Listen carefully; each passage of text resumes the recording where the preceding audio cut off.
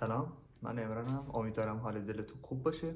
امروز میخوایم که یه روتین پوستی ساده و کم هزینه رو شروع کنیم به مدت یک هفته و ببینیم که آیا تاثیر روی ما داره یا نه.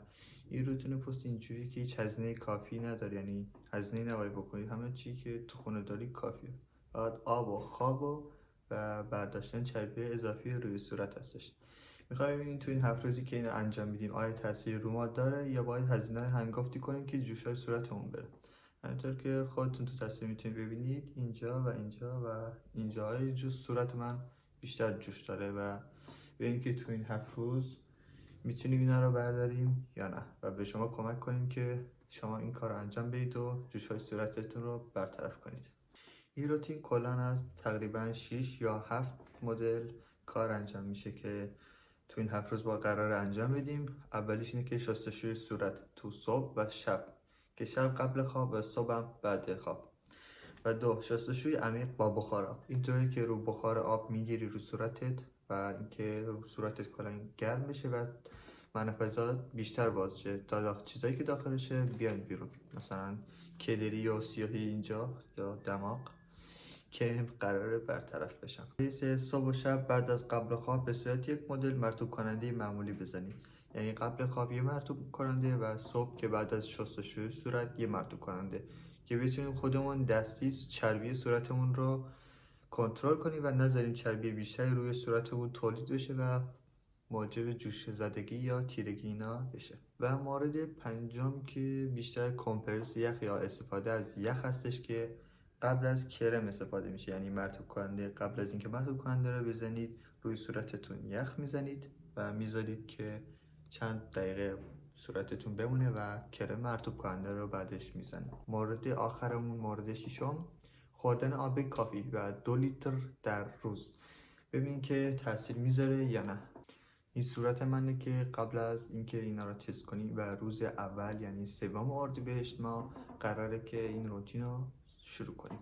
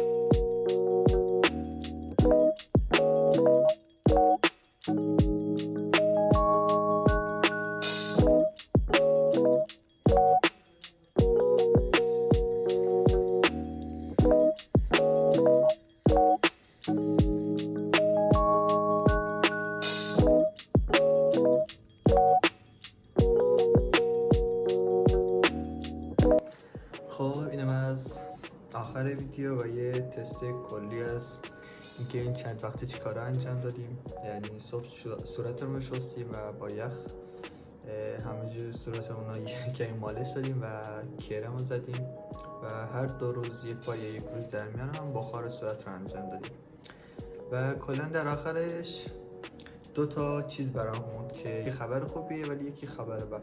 خبر خوب این که شما بدون هیچ هزینه‌ای میتونید این روتین رو ادامه بدید، یعنی تاثیرش میشه گفت خوبه، ولی خب به شرطی که حرف بد دوم یا خبر بد دوم نباشه توش. اینکه شما هیچ استرس زیادی نداشته باشید و میشه گفت در کمترین حالت استرسی خودتون به سر ببرید و این حرکات رو انجام بدید.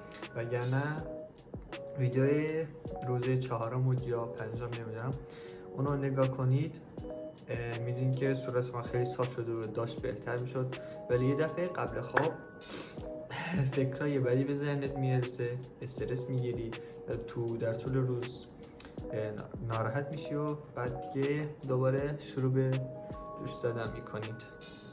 این طرفی ها که کلا رفته بودن و این هم کلا رفته بودن، این هم که اول ردش تو این 5 روز ردش نرفته، ولی اینا کمی مثل قبل تر شدن، یعنی برگشتن به حالت قبلشون و این دوتا هم که جدیدن.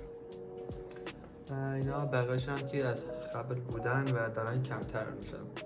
و اینکه کلا در کل زندگی استرسی کمتری داشته باشید و این روتین رایگان رو بتونید ادامه بدید، احتمالش تا 1 ماه یا 2 هفته یا 3 هفته کاملا جوشاتون برطرف بشه و همین مدلی تا آخر عمرتون میتونید ادامه بدید و صورت صاف شیشه‌ای داشته باشید.